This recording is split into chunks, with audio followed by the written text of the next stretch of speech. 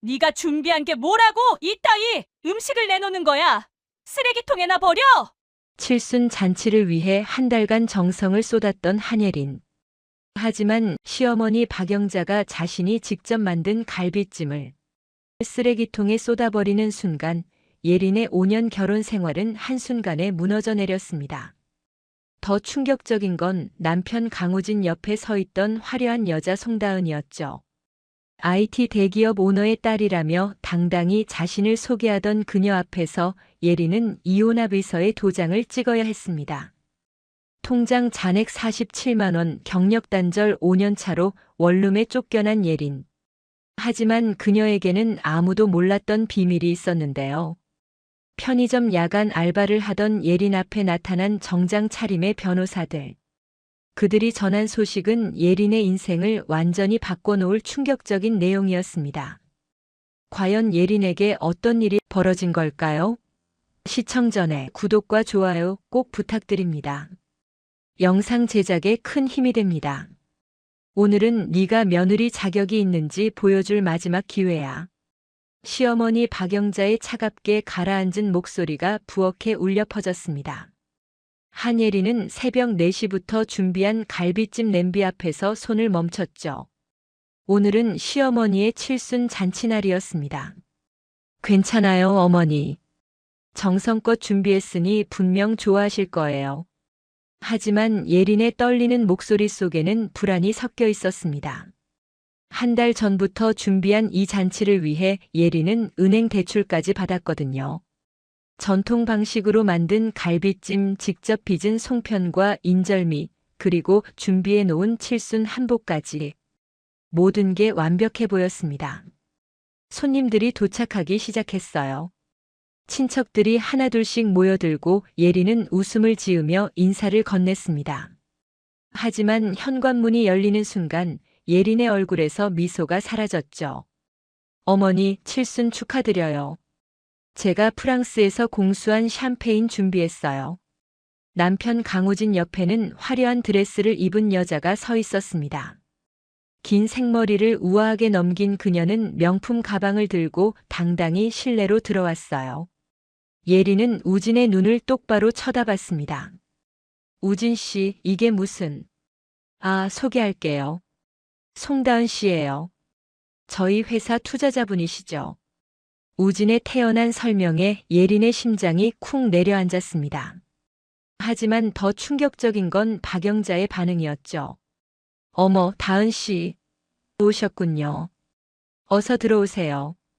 우리 우진이가 항상 이야기하더라고요. 박영자는 예린이 한 번도 받아본 적 없는 따뜻한 미소를 송다은에게 보냈습니다. 다은은 거실 한가운데 놓인 잔치상을 휙 둘러봤어요. 손수 준비하셨다면서요? 정성이 대단하시네요.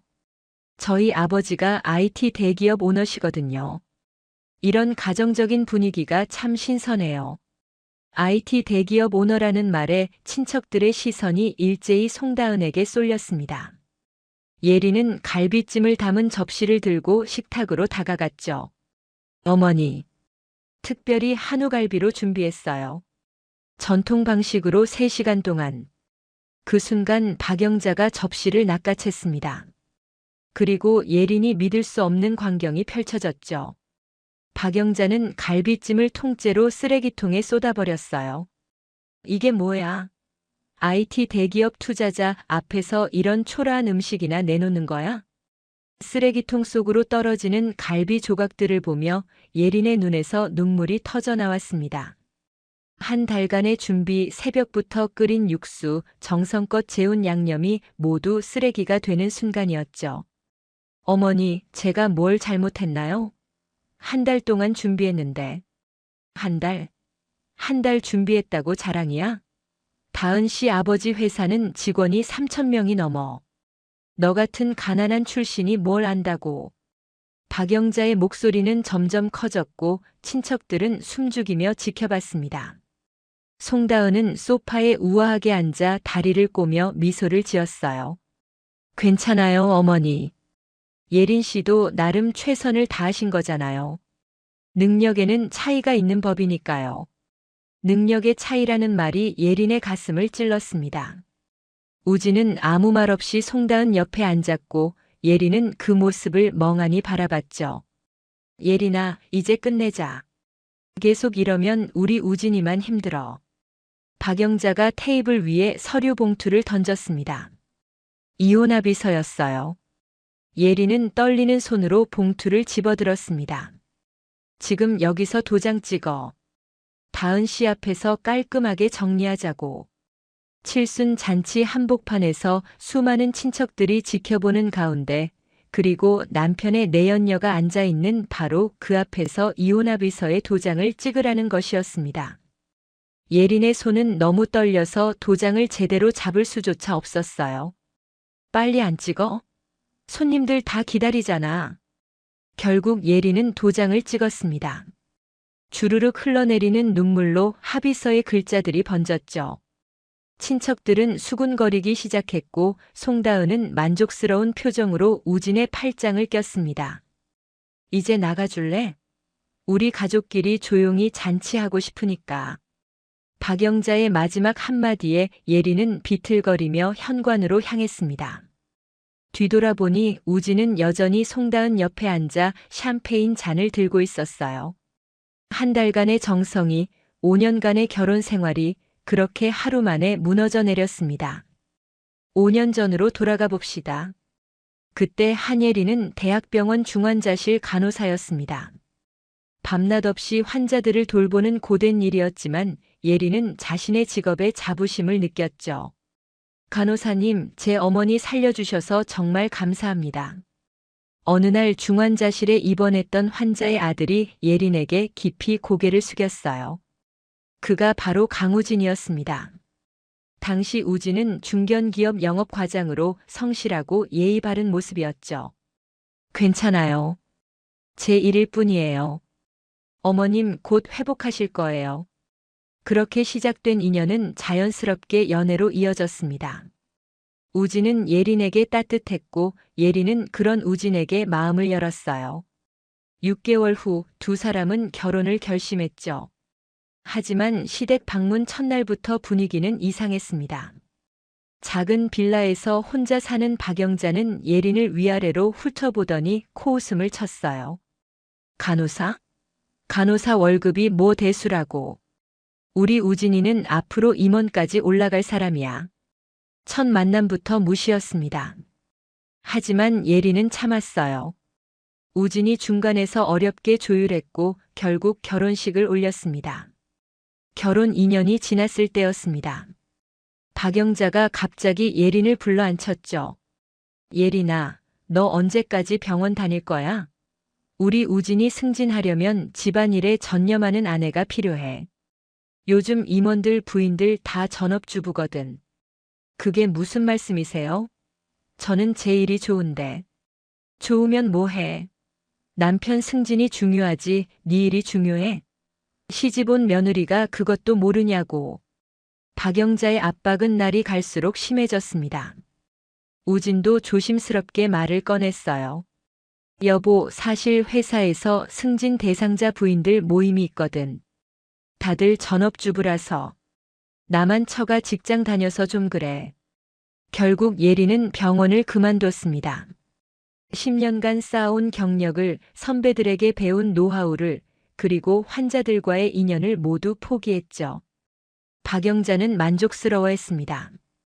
그래, 이래야 며느리지. 이제부터 우진이 뒷바라지나 제대로 해. 하지만 우진의 승진은 오지 않았어요.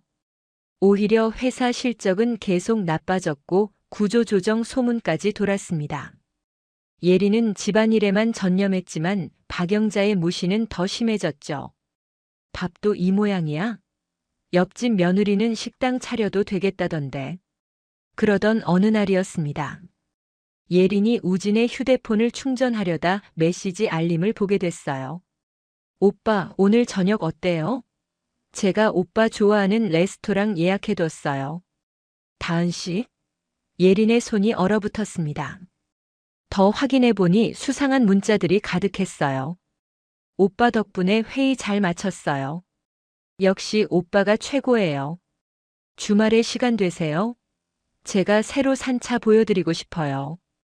예리는 우진에게 조심스럽게 물었습니다. 여보, 다은이라는 분이 누구예요? 문자를 봤는데.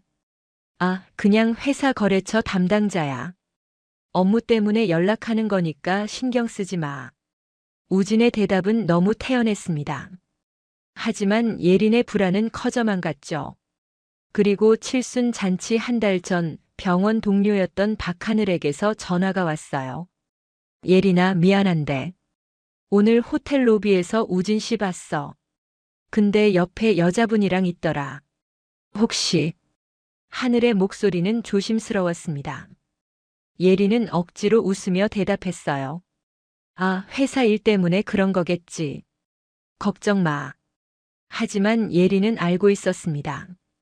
뭔가 잘못되고 있다는 걸. 그래도 칠순 잔치만은 완벽하게 준비하면 시어머니의 마음을 돌릴 수 있을 거라고 믿었죠. 그게 예린의 마지막 희망이었습니다. 칠순 잔치 한 달 전 예린은 계획을 세우기 시작했습니다. 이번만은 시어머니에게 인정받고 싶었거든요. 노트에 빼곡히 적힌 준비 목록을 보며 예린은 다짐했습니다. 갈비찜부터 시작해야겠어. 어머니가 좋아하시는 건 역시 한식이니까. 예린은 시장에 나가 직접 한우갈비를 골랐습니다. 정육점 주인이 놀랄 정도로 좋은 부위만 골라 샀죠. 집에 돌아와서는 갈비를 손질하며 레시피를 여러 번 확인했어요. 3일 동안 재워야 맛이 제대로 배는데 양념 배합이 중요하겠지. 그 다음은 떡이었습니다. 송편과 인절미를 직접 만들기 위해 떡 만드는 법을 배웠어요. 손이 부르트도록 반죽을 치대고 수십 번 쪄내며 연습했습니다. 하지만 가장 큰 문제는 비용이었어요. 예린은 통장 잔액을 확인하고 한숨을 쉬었습니다. 결혼 후 모아둔 돈이 몇백만 원밖에 안 남았거든요. 은행에 가야겠어. 대출받아서라도 완벽하게 준비하자. 예린은 신용대출을 신청했습니다. 500만 원. 칠순 잔치를 위한 돈이었죠. 대출 서류에 도장을 찍으며 예린은 다시 한번 다짐했어요. 이번 잔치가 끝나면 모든 게 나아질 거야. 어머니도 날 인정해 주실 거고 우진이랑 관계도 좋아지겠지. 그렇게 3주가 흘렀습니다. 예린은 한복집을 찾아갔어요. 시어머니 칠순 한복을 맞추러 간 거였죠. 하지만 우진의 태도는 점점 이상해졌어요. 주말마다 회사 일이 있다며 외출했고 집에 들어오는 시간도 늦어졌습니다. 여보, 이번 주말엔 같이 시장 갈 수 있어? 잔치 준비 도와줘. 미안, 회사 미팅이 있어서. 다음에 도와줄게. 우진은 매번 똑같은 대답만 했습니다. 예린은 혼자서 모든 준비를 해야 했죠. 박영자도 별반 다르지 않았어요. 뭘 해도 시원찮을 텐데 뭐. 네가 준비한다고 달라지겠어? 시어머니의 냉소적인 말에도 예린은 포기하지 않았습니다. 오히려 더 완벽하게 준비하려고 노력했죠. 잔치 2주 전 박하늘이 다시 전화를 걸어왔어요. 예린아, 진짜 미안한데. 어제 또 우진 씨 봤어. 강남 호텔 로비에서. 같은 여자랑 있더라. 이번엔 예린도 더 이상 무시할 수 없었습니다. 그 여자 어떻게 생겼어? 키가 크고 머리 긴 여자. 명품 옷 입고 있었어. 둘이 되게 친해 보이더라. 전화를 끊은 후 예린은 한참을 멍하니 앉아 있었습니다. 손에 들린 바늘이 떨렸어요. 하지만 이미 너무 많은 걸 준비했고 너무 많은 돈을 썼습니다. 일단 잔치는 치러야 해. 그 후에 우진이랑 얘기하자. 칠순 당일 아침이 밝았습니다. 예린은 새벽 4시에 일어나 갈비찜을 끓이기 시작했어요. 육수가 보글보글 끓는 소리를 들으며 예린은 기도했습니다. 제발 오늘만큼은 모든 게 잘 되게 해주세요. 하지만 불길한 예감은 틀리지 않았습니다. 집에 돌아온 우진은 평소와 달리 정장을 말끔히 차려입었고 향수까지 뿌렸어요. 여보, 오늘 특별히 신경 쓴 거야? 응, 어머니 칠순인데 당연하지. 우진의 대답은 자연스러웠지만 예린의 가슴은 계속 두근거렸습니다. 뭔가 잘못될 것 같은 느낌. 그리고 그 예감은 현실이 되었죠. 현관문이 열리고 송다은이 들어왔을 때 예린의 세상이 무너지기 시작했습니다. 한예린은 낡은 원룸문을 열었습니다. 보증금 500만 원, 월세 40만 원. 칠순 잔치 다음 날 이곳이 예린의 새로운 집이 되었어요. 짐이라고 해봐야 캐리어 하나가 전부였습니다. 시댁에서 가져온 옷가지와 몇 가지 생필품뿐이었죠. 예린은 방바닥에 주저앉아 이혼합 일서를 다시 꺼내봤어요. 위자료 없음, 재산 분할 없음. 더 가혹한 조건이 뒤에 숨어 있었습니다. 결혼 전 예린이 간호사로 일하며 모아둔 적금 통장, 그 돈마저 시댁에서 가져가 버렸어요. 그 돈은 집안 경조사비로 이미 다 썼어. 네가 우리 집 며느리였으면 당연히 내야지. 박영자의 말이 귓가에 맴돌았습니다. 5년간 모아둔 3천만 원이 한순간에 사라진 거였죠. 예린은 핸드폰을 꺼내 은행 앱을 열었어요. 잔액 47만 원. 손이 떨렸습니다. 원룸 월세를 내고 나면 7만 원밖에 안 남는 금액이었어요. 예린은 고개를 들어 천장을 바라봤습니다. 이제 어떻게 살지? 다음 날 예린은 구직 사이트를 뒤지기 시작했습니다. 하지만 현실은 가혹했어요. 경력 단절 5년. 중환자실 경험이 있지만 너무 오래됐네요. 재교육이 필요할 것 같은데. 병원 인사팀 담당자의 말이 예린의 가슴을 찔렀습니다. 5년 전 박영자의 강요로 그만둔 병원, 그곳으로 돌아가는 길은 이미 막혀 있었죠. 그나마 다행인 건 편의점 야간 알바 자리가 있다는 거였습니다. 예린은 이력서를 작성하며 눈물을 삼켰어요. 하지만 선택의 여지가 없었습니다. 당장 내일 월세를 내야 했거든요. 예린은 편의점에 전화를 걸었습니다. 내일 저녁부터 시작할게요. 그날 밤 예린은 소셜미디어를 열어봤습니다. 우진의 계정에는 세 게시물이 올라와 있었어요. 사진 속 우진과 송다은은 고급 레스토랑에서 와인을 마시고 있었습니다. 다은의 손목에는 명품 시계가 반짝였고 우진은 행복한 미소를 짓고 있었죠. 드디어 진짜 사랑을 만났어요. 예린의 눈에서 눈물이 흘러내렸습니다. 5년간의 결혼 생활은 진짜 사랑이 아니었다는 말이었죠. 더 충격적인 건 박영자의 게시물이었어요. 우리 며느리 다은이 아버지 회사 건물 앞에서 드디어 제대로 된 며느리를 만났네요. 앞으로 좋은 일만 가득하길. 사진 속 송다은은 거대한 유리 건물 앞에서 포즈를 취하고 있었습니다. 건물 입구에는 IT 회사 로고가 선명했어요. 박영자의 댓글에는 친척들의 축하 메시지가 줄줄이 달려 있었습니다. 예린은 핸드폰을 던져버리고 싶었지만 그럴 수도 없었어요. 이 핸드폰이 유일한 연락수단이었거든요. 그날 밤 예린은 잠을 이루지 못했습니다. 편의점 야간 근무 첫날이었습니다. 오후 10시부터 다음날 아침 6시까지. 예린은 파란색 유니폼을 입고 계산대 앞에 섰어요. 어서 오세요. 손님들이 들락날락했습니다. 술 취한 남자, 야식을 사러 온 대학생, 택배 기사님. 모두가 예린을 그냥 편의점 알바생으로만 봤죠. 새벽 3시 가게가 잠시 한산해졌을 때 예린은 진열대를 정리하며 생각했어요. 이게 내 인생이구나. 5년 전으로 돌아가고 싶어.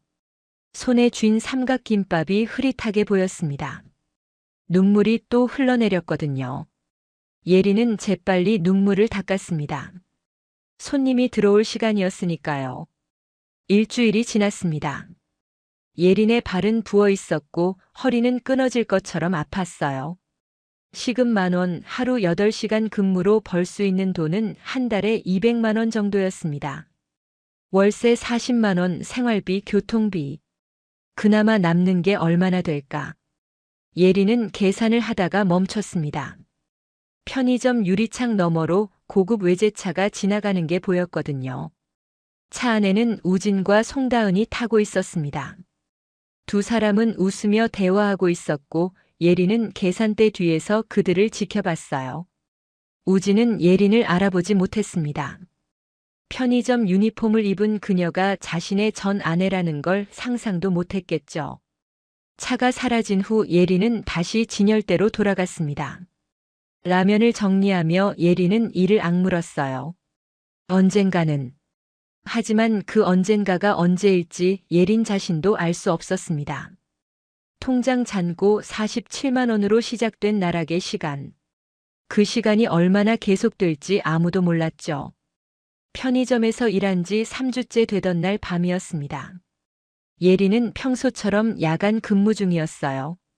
새벽 1시, 밖에는 비가 내리고 있었습니다. 어서 오세요. 자동문이 열리며 정장을 입은 두 남자가 들어왔어요.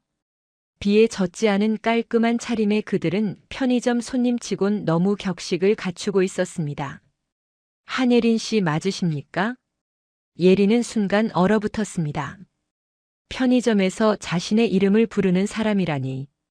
심장이 빠르게 뛰기 시작했죠. 네, 맞는데요. 누구시죠? 저희는 김앤정 법률사무소에서 나왔습니다. 잠시 시간 내주실 수 있으실까요? 한 남자가 명함을 내밀었습니다. 변호사 자격증 번호가 선명하게 적혀 있었어요. 예린은 손이 떨렸지만 애써 침착함을 유지했습니다. 무슨 일로 오신 건가요? 제가 법적 문제라도. 아닙니다. 좋은 소식을 전해드리러 왔어요. 혹시 외할아버지 로버트 한에 대해 들어보신 적 있으신가요? 로버트 한? 예린은 기억을 더듬었습니다. 어머니가 돌아가시기 전 몇 번 언급하셨던 이름이었어요. 어머니가 말씀하시긴 했는데 제가 어렸을 때 미국으로 가셨다고만 들었어요. 맞습니다. 로버트 한 선생님은 미국에서 의료기기 회사를 설립하셨고 지난달 향년 85세로 별세하셨습니다. 변호사의 말에 예린은 가슴이 철렁 내려앉았습니다. 한 번도 만나보지 못한 외할아버지. 어머니가 보고 싶어 하시던 그분이 돌아가셨다니. 그런데 왜 저한테 오신 거죠? 할아버님께서 평생 한국에 계신 외손녀를 찾으셨습니다. 유언장에 한예린 씨를 유일한 상속인으로 지정하셨어요. 예린은 귀를 의심했습니다. 상속인? 한 번도 만난 적 없는 외할아버지가 자신을 상속인으로? 잠깐만요, 제가 뭘 상속받는다는 거죠? 다른 변호사가 서류 가방에서 두꺼운 파일을 꺼냈습니다. 먼저 미국 본사 메디테크 코퍼레이션의 지분 30%입니다. 현재 시가로 약 2천억 원 상당이에요. 예린의 머릿속이 하얘졌습니다. 2천억? 지금 편의점에서 시급 10,000원 받으며 일하는 자신에게 2천억이라니. 그리고 서울 강남에 위치한 메디컬 빌딩도 포함됩니다.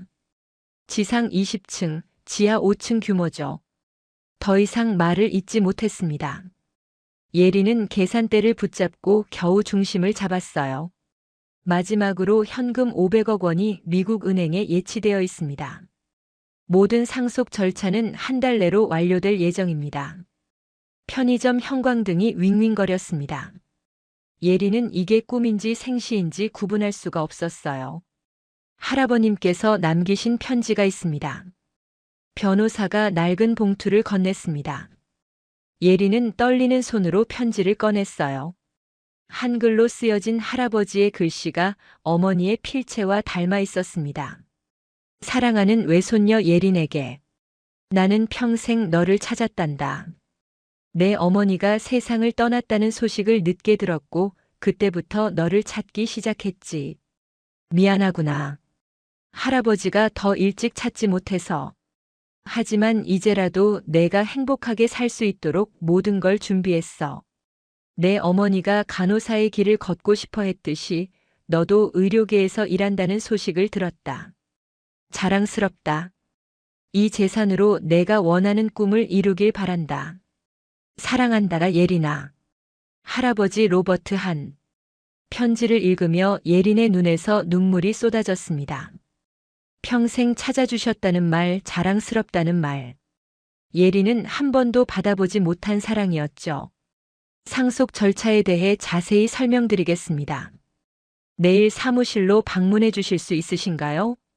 예린은 고개를 끄덕였습니다. 변호사들이 떠난 후 예린은 한참 동안 계산대에 서 있었어요.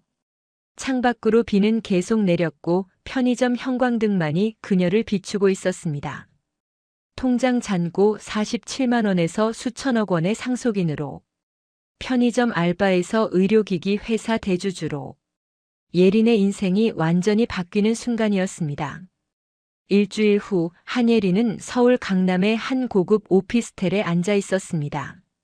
변호사들과의 미팅을 마친 후였죠. 상속 절차는 생각보다 빠르게 진행되었어요. 이제 한 씨께서 메디테크 코리아 지점의 대표이사가 되시는 겁니다. 책상 위에 놓인 서류들을 보며 예린은 조용히 미소 지었습니다. 하지만 복수를 위한 미소는 아니었어요. 아직은 때가 아니었거든요. 제 신분은 철저히 비밀로 해주세요. 당분간은 조용히 움직이고 싶습니다. 변호사들이 고개를 끄덕였습니다. 예린은 창밖을 내다봤어요. 저 멀리 보이는 빌딩들 사이 어딘가에 우진의 회사가 있을 거였죠. 다음 날 예린은 사설 조사 회사를 고용했습니다. 목표는 강우진의 회사와 송다은의 아버지 회사를 조사하는 것이었어요. 일주일만 시간을 주세요. 모든 걸 파악해드리겠습니다. 조사 결과는 예상보다 빨리 나왔습니다. 예린은 보고서를 받아들고 천천히 읽기 시작했어요. 강우진의 회사는 심각한 재정난에 시달리고 있었습니다. 대출금 상환이 밀려 있었고 투자자를 찾지 못하면 석 달 내 부도 위기였죠. 더 충격적인 건 송다은의 아버지 회사였어요. IT 대기업이라던 그 회사는 실상 허울뿐인 유령 회사였습니다. 송철수, 다은 씨 아버지로 알려진 인물은 사기 전과 산범입니다. 현재 회사는 빚이 100억 원이 넘고요. 예린은 보고서를 덮으며 냉소를 지었습니다. IT 대기업 오너의 딸, 모두 거짓말이었던 거죠. 그날 오후 예린은 페이퍼 컴퍼니를 설립했습니다. 회사명은 그린 메디칼 인베스트먼트. 겉으로는 평범한 투자 회사였어요. 이 회사 이름으로 강우진 회사 주식을 매입하겠습니다. 변호사가 서류를 준비했습니다. 예린은 조용히 우진 회사의 지분을 사들이기 시작했어요. 30%, 40%, 51%. 결국 예린은 우진 회사의 대주주가 되었습니다. 우진은 전혀 몰랐겠죠. 자신을 버린 전 아내가 회사의 실질적 주인이 되었다는 걸. 예린은 만족스러운 미소를 지었어요. 다음은 송다은 아버지의 회사 채권이었습니다. 예린은 은행들을 찾아다니며 부실 채권을 매입했어요. 모두 합치면 120억 원어치의 채권입니다. 이제 송철수 씨 회사의 생사여 탈권을 쥐신 거나 마찬가지죠. 예린은 고개를 끄덕였습니다. 하지만 아직 움직일 때가 아니었어요. 더 완벽한 타이밍을 기다려야 했습니다. 한 달 후 강남 한복판에 새로운 건물이 문을 열었습니다. 한 메디컬 센터. 지상 20층 규모의 최첨단 의료시설이었죠. 뉴스에서도 이 소식을 다뤘습니다. 한 메디컬 센터가 오픈했습니다. 최신 의료 장비와 우수한 의료진으로 주목받고 있는데요. 예린은 센터장으로 부임했습니다. 더 이상 간호사가 아니라 경영자로서 의료계에 복귀한 거였죠. 직원 채용 공고를 내자 수백 명이 지원했어요. 예린은 특히 간호사 채용에 신경을 썼습니다. 우리 센터 간호사 연봉은 업계 최고 수준으로 책정하겠습니다. 1년차 5천만 원부터 시작해요. 인사팀 직원들이 놀랐습니다. 하지만 예린은 단호했어요. 간호사는 의료의 핵심입니다. 그에 합당한 대우를 받아야죠. 예린 자신이 간호사였기에 누구보다 잘 알고 있었습니다. 밤낮 없이 환자를 돌보는 간호사들의 노고를, 박영자가 무시했던 그 간호사 월급을 예린은 업계 최고로 만들어버렸어요. 오픈 한 달 만에 한 메디컬 센터는 화제가 되었습니다. 최고의 시설, 최고의 의료진, 그리고 최고의 대우. 의료계가 주목하기 시작했죠.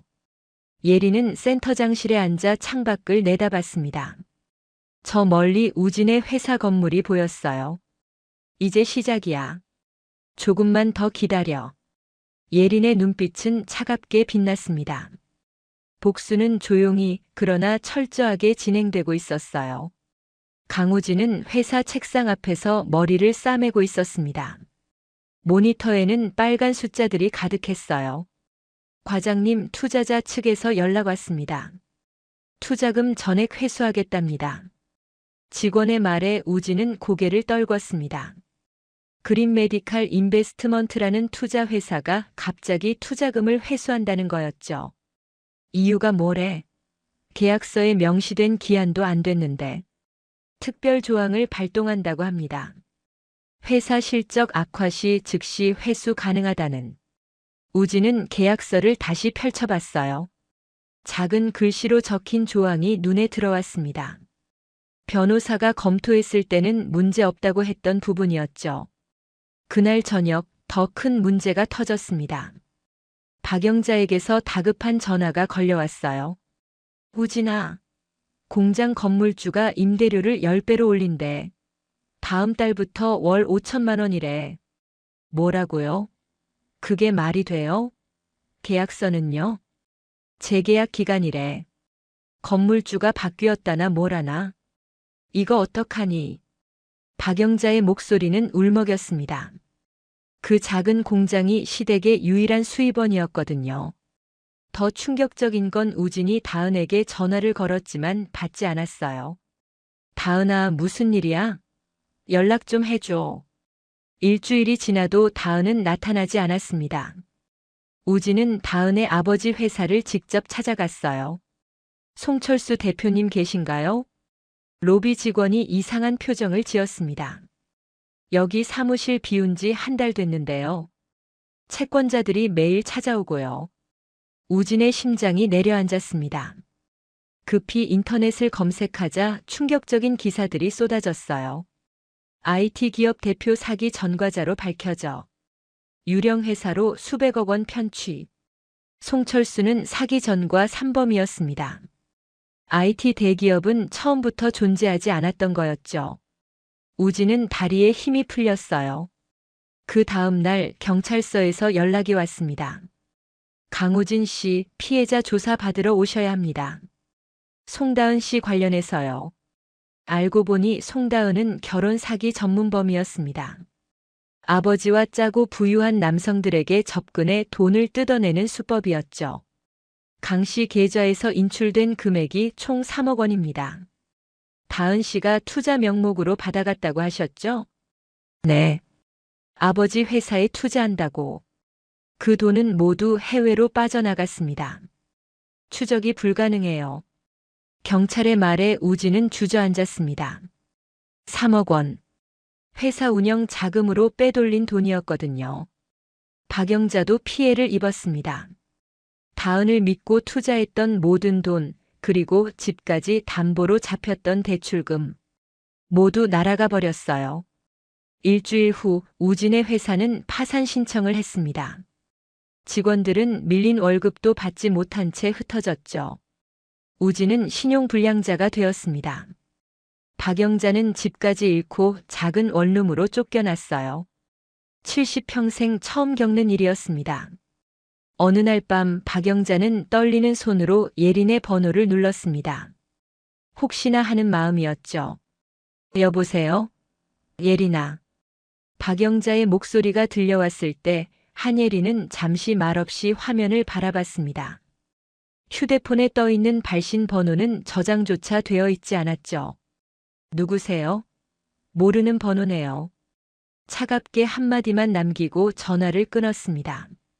한때는 어머니라고 부르며 잘 보이려고 애쓰던 사람이었지만 이제 예린의 마음에는 아무런 미련도 남아있지 않았어요. 다시 전화벨이 울렸지만 예린은 휴대폰을 무음으로 돌려놓고 책상 위에 내려놨습니다. 그 순간 센터장실 문을 두드리는 소리가 들렸습니다. 센터장님, 다음 주 기자 간담회 일정 확인 부탁드립니다. 인사팀장이 서류를 내밀었어요. 예리는 고개를 끄덕이며 서류를 확인했습니다. 한 메디컬 센터 개원 2달 만에 이미 예약 대기 환자가 수천 명에 달하고 있었죠. 의료계에서는 신흥 강자로 떠오른 상황이었습니다. 좋아요. 기자 간담회에서 간호사 처우 개선과 의료 봉사 계획 위주로 이야기하죠. 네, 준비해 두겠습니다. 인사팀장이 나가자 예리는 다시 휴대폰을 집어들었습니다. 발신 목록에는 방금 전 통화 기록이 선명했어요. 이제 곧 끝나겠지. 예리는 조용히 중얼거렸습니다. 그리고 마지막 단계를 준비하기 시작했어요. 며칠 후 한 메디컬 센터 대강당에서는 의료봉사 프로젝트 발대식이 열리고 있었습니다. 대형 화면에는 의료 취약계층을 위한 무료 진료 계획과 해외 의료봉사 일정이 차례로 소개되고 있었죠. 기자들과 의료 관계자들 그리고 정부 관계자들까지 자리한 가운데 사회자가 무대 위에서 외쳤습니다. 다음은 한 메디컬 센터 센터장이신 한예린 대표님의 인사말입니다. 강단 위로 조명이 켜졌습니다. 단정한 정장을 차려입은 한예린이 차분한 걸음으로 무대 중앙에 섰어요. 예린은 잠시 객석을 둘러봤습니다. 앞줄에는 정부 관계자와 의료계 원로들이 앉아 있었고 뒷줄에는 일반 시민들도 자리를 채우고 있었죠. 안녕하세요. 한 메디컬 센터 센터장 한예린입니다. 예린의 목소리는 단단했습니다. 젊었을 때 대학병원 간호사로 일했습니다. 그때 밤새 환자를 붙들고 버티던 동료들을 보면서 다짐했어요. 언젠가 의료진이 정당한 대우를 받는 병원을 만들겠다고요. 오늘 그 약속을 조금이나마 지키게 되어 기쁩니다. 기자들이 빠르게 키보드를 두드렸습니다. 예리는 이어서 말했어요. 우리 센터는 앞으로 매년 매출의 10%를 사회공헌에 쓰려고 합니다. 의료 사각지대에 있는 분들을 위해 무료 진료, 재활치료, 해외 의료 봉사를 진행하겠습니다. 이때 사회자가 다시 마이크를 잡았습니다. 깜짝 발표가 하나 더 있습니다. 한 센터장님께서 최근 대통령 표창 수상자로 선정되셨습니다. 의료 공헌과 간호사 처우 개선 공로를 인정받으셨습니다. 화면에 대통령 표창장이 비쳤습니다. 객석에서는 박수가 터져 나왔죠. 예리는 잠시 고개를 숙이며 인사했습니다. 영광입니다. 하지만 이 상은 제 것이 아니라 현장에서 뛰고 있는 모든 의료진을 위한 상이라고 생각합니다. 그날 저녁 뉴스에서는 한 메디컬 센터와 한예린의 인터뷰가 연이어 방송되었습니다. 작은 원룸의 낡은 텔레비전 앞에서 강우진과 박영자는 그 장면을 보고 있었어요. 앵커의 목소리가 흘러나왔습니다. 편의점 야간 아르바이트에서 의료재단 대표로 놀라운 인생 역전을 이룬 한예린 센터장. 오늘의 주인공입니다. 화면에는 편의점 유니폼을 입고 야간 근무를 하던 시절의 사진, 그리고 지금 정장을 입고 환하게 웃는 예린의 모습이 번갈아 비쳤습니다. 인터뷰가 시작되었죠. 힘들었던 시절이 있었죠. 편의점 야간 알바를 하며 다짐했습니다. 진짜 실력으로 성공하겠다고요. 기자가 물었습니다. 가장 힘들었던 순간은 언제였나요? 칠순 잔치날이 떠올랐습니다. 하지만 예리는 조용히 웃으며 대답했어요. 과거 이야기는 길게 하고 싶지 않아요. 다만 그때 저를 무시했던 말들이 지금의 저를 만들었다고 생각합니다. 간호사 월급이 뭐 대수냐는 말을 들었는데요. 지금 제 메디컬 센터 간호사들 연봉이 예전에 제 남편이 다니던 회사 과장 연봉보다 높습니다. 뉴스 화면을 보던 우진의 얼굴이 굳어졌습니다. 손에 쥔 리모컨이 덜덜 떨렸어요. 박영자는 입을 벌린 채 화면을 바라봤습니다. 저 사람이 예린이야? 우진은 대답하지 못했습니다. 화면 속 예린은 더 이상 자신들이 무시하던 간호사가 아니었거든요. 다음 질문이 이어졌습니다. 앞으로의 목표는 무엇인가요? 예리는 잠시 생각하다가 말했습니다. 의료는 사람의 생명을 다루는 일입니다. 그래서 돈이 아닌 사람을 중심에 두고 싶어요. 힘든 환경 속에서 일하는 의료진이 웃을 수 있는 병원, 경제적으로 어려운 환자도 치료를 포기하지 않는 병원을 만들고 싶습니다. 인터뷰가 끝나자 앵커가 덧붙였습니다. 한예린 센터장은 상속받은 의료기기 회사의 지분과 강남 메디컬 빌딩을 기반으로 새로운 의료 문화를 만들어가고 있습니다. 앞으로의 행보가 기대됩니다. 텔레비전을 보던 박영자는 그제야 정신을 차린 듯 했어요. 우진아, 우리가 버린 며느리가 저렇게 됐네. 우진은 입술을 깨물었습니다. 머릿속에는 칠순 잔치날의 장면이 떠올랐어요. 쓰레기통에 버려진 갈비찜 눈물을 흘리며 집을 나가던 예린, 그리고 송다은 옆에 앉아 샴페인을 들고 있던 자신의 모습. 몇 날 며칠을 고민한 끝에 우진은 결국 결심했습니다. 직접 찾아가자. 무릎이라도 꿇자. 며칠 후 한 메디컬 센터 앞. 정문 근처에 허름한 옷차림의 두 사람이 서 있었습니다. 하나는 초라한 패딩을 걸친 중년 남자, 하나는 구겨진 코트를 입은 노년의 여인이었죠. 바로 우진과 박영자였습니다. 여기가 예린이가 일하는 데야? 일하는 게 아니라 예린이가 주인인 곳이야. 우진의 목소리는 쓸쓸했습니다. 두 사람은 경비에게 사정을 했고 다행히 예린에게 연락이 닿았습니다. 잠시 후 센터장실 앞 회의실 문이 열렸어요. 들어오세요. 정장 차림의 한예린이 문 앞에 서 있었습니다. 단정하게 묶은 머리, 차가운 눈빛, 당당한 자세. 예전과는 완전히 다른 사람이었죠. 우진과 박영자는 동시에 일어나 허리를 굽혔습니다. 네. 예린아. 여긴 센터입니다. 예전처럼 편하게 부르지 마세요. 예린의 말투는 단호했습니다. 박영자는 그제야 무릎을 꿇었어요. 미안하다. 다 내 잘못이다. 그때 내가 정신이 나갔었나 보다. 한 번만 용서해다오. 우진도 따라 무릎을 꿇었습니다.